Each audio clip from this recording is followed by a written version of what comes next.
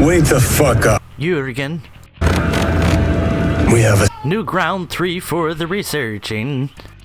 Welcome back to the channel, lads and ladies, and I'm gonna have the audio on this battle turned off because I was listening to iDubbbz in the background, but it ended up being a good match and it's pertinent to what I wanted to share with you guys today. Now, I don't think it's even out yet, but I have a video scheduled where in part of the conversation I'm like, yeah, Swedish ground forces are obviously coming sometime this year, but probably not in the next major update. Well, Swedish ground forces are coming in the next major update, so now's your chance to get a hold of the STRV or the SAV. You're not going to save on anything, but you will be able to experience a little bit less of the toxic cancer AIDS that is the crew grind in War Thunder. And if you're looking for a vehicle that is forgiving in that regard, either the SAV or the S-Tank will do rather well, mainly on account of the autoloader available to both vehicles and the fact that, well, the STRV, or sorry, yes, the S-Tank, STRV 103-0, has a very high velocity gun and some great optics, so even with low gunner skill, you can still do alright. The 4-second reload doesn't hurt either. Now, it's too bad, really, that I have the in-game audio turned off for this video. I was listening to some iDubbbz because I, too, am a man of culture, and his voice is very distinct. He has some great audio in his videos, and there's just no way for me to lower that down enough to where it's not super annoying to listen to two things at once, two conversations at once, if you're not like me and you don't like to multitask with your ears. In any event, we've started off the match just perfectly, and this goes to show one of the weaknesses of the S-Tank. Hit me in the transmission and there's little I can do. Take down my engine and I'm screwed. And yet, because we have that 4-second reload, because we're carrying some smoke rounds, we're able to tank some shots here and show off the great survivability under certain circumstances of this vehicle. I've talked about all this before, so let's talk about the Swedes. If you look at historical Swiss tank design, they have a long history of designing their own vehicles, so this could be the first new ground forces tech tree in War Thunder that we've seen in a very long time, that will probably consist of mostly homegrown, non-US or USSR hand-me-down tank design. And that is extremely encouraging.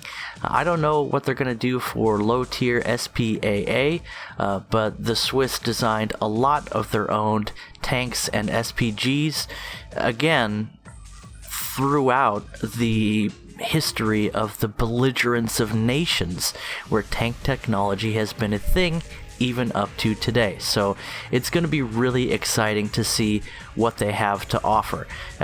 Don't let me get too distracted. I am getting some water boiling to make some mac and cheese for my 2-year-old, so don't let me forget that, okay? If you hear sizzling in the background, you need to tell me right away.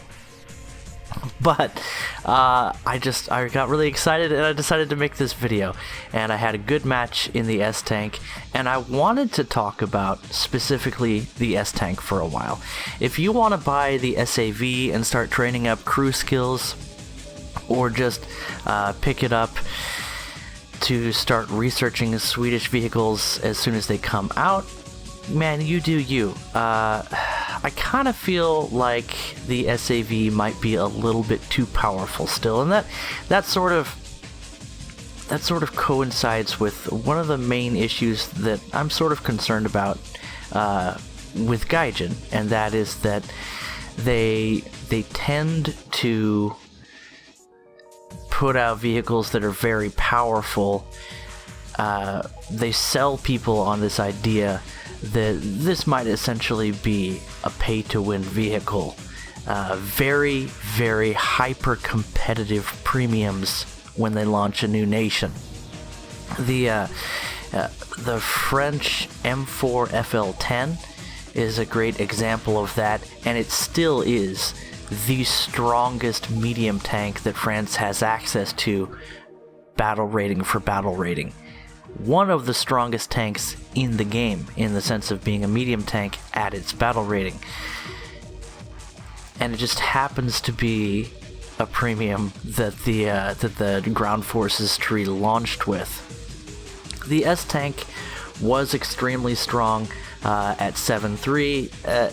It's a mixed bag at 7.7, and I really like it. I like this tank. I hated it to begin with. I hated the grind. Check this out. Bloop, right in the middle of the hole. Where's my spalling? Are you telling me that round passed right between the legs of the gunner? Shenanigans.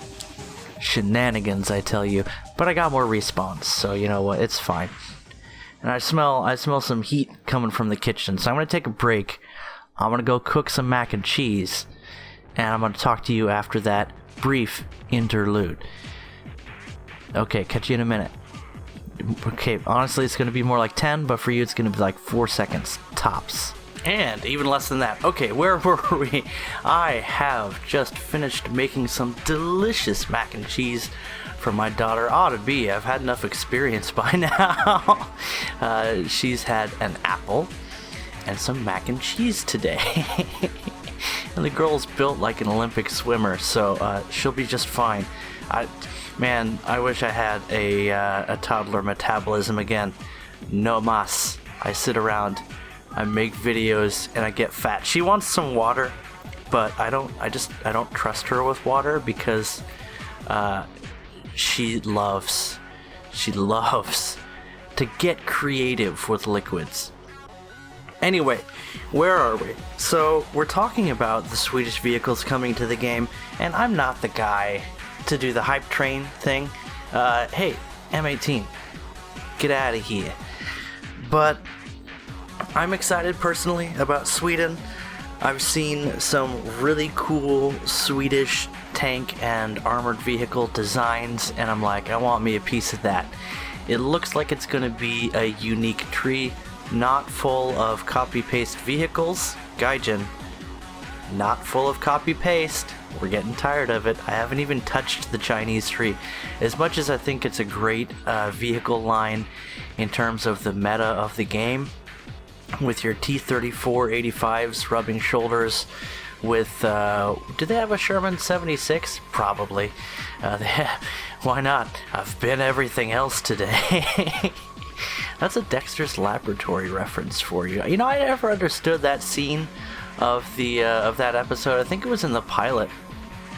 It might be the first episode.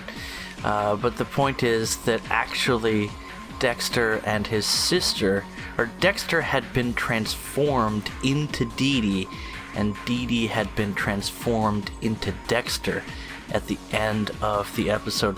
That's right. It's a little early for the whole gender transformation thing, but it was going on in the 90s. It just wasn't quite so prevalent. Early 2000s, that still counts culturally as the 90s. And now this seems a lot more like a Toshio Thunder video. You thought you came here for Swiss tanks? Well, guess what? You get Swiss cheese instead. But one other cool thing about the S-Tank, with that 4-second reload, you can drop smoke. You just have to shoot it through the cannon barrel. So that is something that's really had me change up my strategies. And if I may, I told you that I hated the S-Tank. It literally made me furious constantly while I was playing this game. And especially, the driver cruise skill is essential for enjoying your experience with this tank. And it's still going to be jank because Gaijin cannot figure out how to model the tank driver perfectly. Let's put it that way. They do a decent job. I think they just get too complicated with some things, and they don't have a good system for making sense out of your keyboard inputs and modeling those as a somewhat realistic tank driver. And it really shows with the S-Tank, where the driver does all the work of aiming the gun as well as positioning the vehicle. And yet, it can still be fun, because there's a lot that the S-Tank has to offer, and I'm going to get into that because I feel like it. The whole point of this video was to tell you that Swedish tanks are coming and to just get hyped together with you. So now that we've covered that point, what the hell is going on? I have no idea what that was. I was trying to switch to smoke rounds and my auto loader just decided to bug out. I think my cannon breech is actually gone. That's what I'm repairing right now, but I was able to shoot 2 rounds through the tube anyway, which should not be possible in Tank RB. But don't tell Papa Stalin. It used to be that when you tried to fire through a destroyed breach, it would commonly kill your tank. A misfire would kill your crew in Tank RB. That doesn't happen anymore at all, as far as I can tell. And it never happened in arcade. We are playing in RB, by the way. But what was I going to say? Right. I've talked about the S-Tank a lot, but I want to make it really clear that I prefer this over the SAV. I chose it over the SAV, even though the SAV is less expensive. I don't feel like I need a high tier premium to research the Swedish tank line. I feel like I'll have enough fun with the regular tech tree vehicles that I'll make plenty of progress. I'm running a premium account. I didn't look to that when I decided whether or not to buy this tank. What I really wanted was something that's totally different and that forces me to change the way I play the game. And that is exactly what the S-Tank does for me, because it doesn't have a turret, because it has some really janky aiming mechanics, because it doesn't have smoke dispensers at a tier where that is a serious liability, because it doesn't have good mobility. It has subpar mobility, especially for a 7.7 medium tank, which is what is considered in the game. It's a tank destroyer, come on, let's be honest here. Anyway, this tank made me change the way I play War Thunder, and that's really where I got my value out of it. I hated it, one, because there's some janky mechanics in War Thunder, and a lot of those are on display with the S-Tank. And again, there have been improvements to the whole aiming system, but it's not going to be the best way to aim your tank ever in the game of War Thunder. And there's a reason why there's not a ton of S-Tank type vehicles running around today. It really isn't the best way to aim. But it's a trade-off, and it is very unique. And I guess what I'm trying to say is, I like the S-Tank now because I've accepted it for what it is. There's some good, there's some bad. The balance is in different places with this tank than it is for other vehicles in the game. Excuse me. I still got the black lung. But if you're a little bit masochistic like I am, like the pain, it gets me a little bit excited. The rage, anyway, we're not going to talk about the anger chubby right now, but there's a certain amount where it feels good to push through your frustration and to force yourself to change your thinking. It's sort of a learning man's exercise in frustration that leads to a sense of, what is it? Pride and accomplishment? And having paid $50 for this sense of pride and accomplishment, I know that it really is player choice, because I chose to spend all that money to have access to this shit show. And again, this is not me complaining, just being honest. I like the S-Tank. I knew I would hate it when I bought it. I hated it for a while. I learned what it really is. I accepted it for what it really is. And that experience is something that I would never have with the SAV. So to wrap things up, the Swedish are coming. I don't know if you feel, belligerent or neutral about that. But the true neutral nation has come to War Thunder. Everything changed when the Meatball Nation attacked. But this also marks a shifting point, I'm sure, in War Thunder. We are now dealing with a nation that has not had open warfare against anyone for the entire history of the vehicles that are going to be in the game.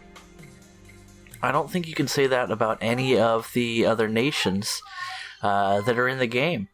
So this would also be the first entirely fantasy conflict lineup. I know that there are Swedish Bf-109s that have shot down German bombers when they were violating their airspace, and probably other nations' aircraft as well. But that's an exception. That's not war. That's enforcing neutrality, which is a different kettle of lutefisk entirely. But, and hello, tank butt. Excuse me. Might I have some post-penetration damage? Oh, not via Slipurge. The APDS in this thing just doesn't punch after it pokes. You better poke them where it hurts, because it's gonna hurt if you hope for more than a little piddly fingering in a straight laser beam line from where that round goes. And downside to having no turret, you think we can outturn? Haha! Take that! That was kind of fun. And yes, that scene is definitely one of the reasons I wanted to share this video. S-Tank gone wrong. Gone. Engine deck attack. Anyway, this video is just about to wrap up, and I really haven't said anything meaningful, but I wanted to share my experience with you. I'm getting into playing the S-Tank again. I took a little break because I wanted to play some low tier, and I still want to play some more American Key 61. There's going to be a video on that, or involving that, coming out at some point in the future. But I decided to make this video and expedite this because... Oh, that's nice. I mean, Jumbo's way out of his element here, but it still feels good. The stigma, man. The stigma. But I just wanted to talk about the Swedish ground forces, how I feel about that, and to share my excitement. I really am excited for the first time in a while for a new tech tree in War Thunder, because again, the Chinese tree was kind of lackluster for me. I see its value. I encourage you, if you're looking for a good lineup, you can build a great regular tech tree lineup for the Chinese, and you can also stack on some premiums for what is essentially just a fantastic mid-tier, around 5-7 I think is where they really shine, lineup with the M18, T-3485 and a couple of versions. You got a premium T-3485, IS-1, premium IS-1. I mean, that's just a beautiful lineup. Back that up with some more American vehicles. Back it up with a P-47. Man, that's getting tasty fast. But I never cared, and I never will, because it's just not new.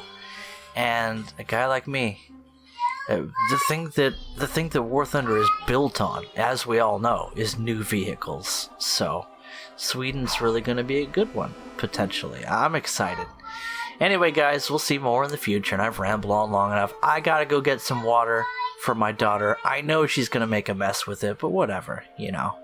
It's part of being a dad, part of having a toddler. So proud of how busy she is. She's such a little worker. Anyway, guys, hope you enjoyed this one. And there's a link to my Discord if you want to connect with me. Dr. Stone, I saw you. You know I did. That was really cool, getting recognized in War Thunder. And connecting with you on the Discord. So feel free to connect with me on the Discord, is what I'm saying to you. Not just to Dr. Stone, obviously. To you.